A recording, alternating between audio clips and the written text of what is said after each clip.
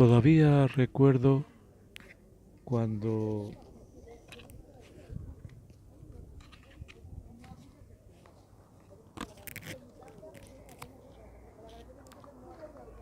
hace ya algunos años, entonces me puse a... Eran los tiempos de la guerra de Vietnam y, y había una gran contestación y siempre me extrañó que la contestación se hiciera sobre los medios, por decirlo así. No se hablaba de la guerra de Vietnam que tuviera un mal fin, un mal propósito, sino se hablaba de el asunto de la,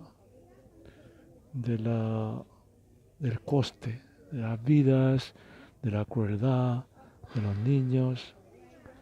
Entonces eso plantea un problema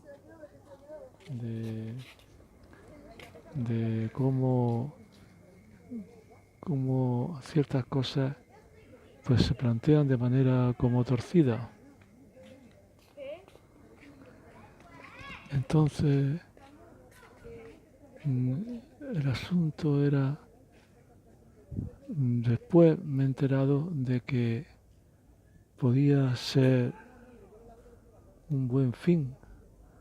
El fin, bueno, aparte de los fines que puede haber, diríamos, de poder, pues era un momento en que era una lucha de poder entre dos naciones o entre dos maneras de vivir. El comunismo y el socialismo, o el comunismo y el capitalismo.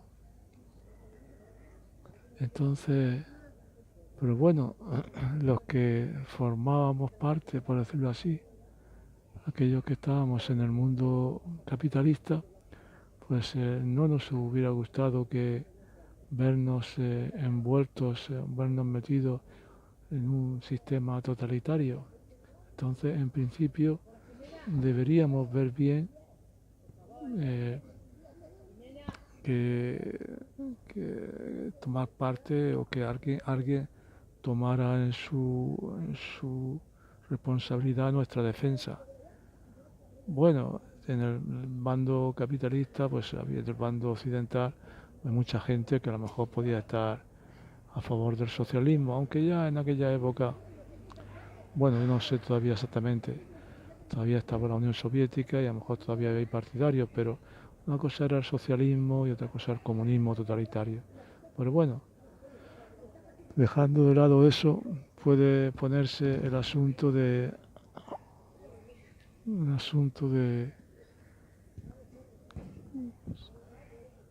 cómo se articula cómo se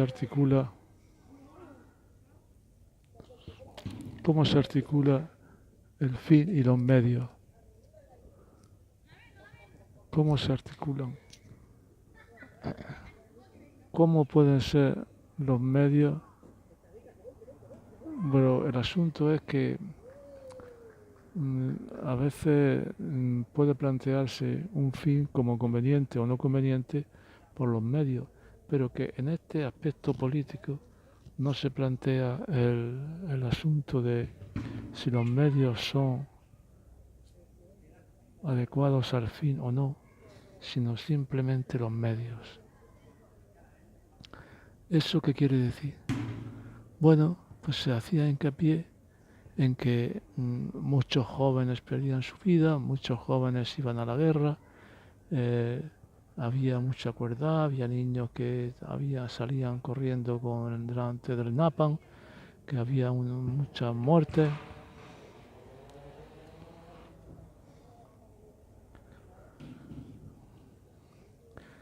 Ese planteamiento, diríamos que lo decía también Saddam Hussein poco antes de empezar la guerra contra él. Decía, las democracias occidentales no soportan muchos muertos.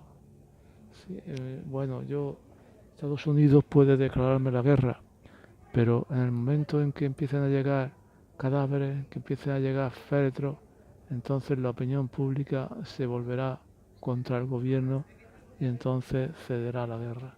Venía a ser una cosa, puede ser que, bueno, que no tuvo razón y tal, pero el asunto, el razonamiento, pues aplicado en general, puede ser que no siempre ocurre así. La guerra de Irak no fue una guerra larga, fue una guerra corta, aunque con mucha información y con pocos muertos por parte de Estados Unidos, todo lo contrario que la guerra de Vietnam. Pero el racionamiento sí es bueno. Entonces, ¿qué es eso? ¿Qué significa eso? Yo lanzo ahí la pregunta. Se trata porque se olvida del fin. Si no, usted me dice que vaya a conseguir libertad, que pero que hay una lucha entre el totalitarismo y el capitalismo, que esa lucha hay que pararla, hay que vencerla, porque si no todos nos veríamos envueltos en un régimen totalitario. Pero eso, la opinión pública a veces quizás sea un fin que puede ser un fin que no se ve tan visible, que no se ve tan claro, y un presente y un medio que es, diríamos, que es claro, que el coste del presente es claro y el beneficio futuro es más dudoso. Eso nos llega también y nos sube a otros terrenos. Las decisiones políticas de la guerra son decisiones de los gobiernos y a veces no son decisiones de los pueblos. Los pueblos quizás sea también una desconexión de la política con la gente. Hay en este aspecto una crítica que se llama crítica de la democracia representativa. Y es que el tipo de representación que hay hoy en la democracia no es una verdadera representación, que es una representación genérica, una representación para todo. Y esa representación no puede existir. Esa representación es nadie puede dar un poder para cualquier cosa.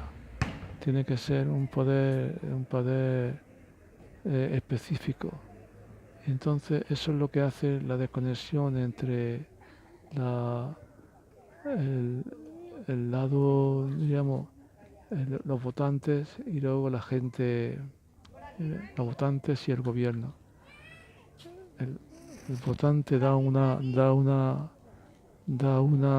poder, pero el gobierno luego lo utiliza de manera libremente y desconectado de los votantes.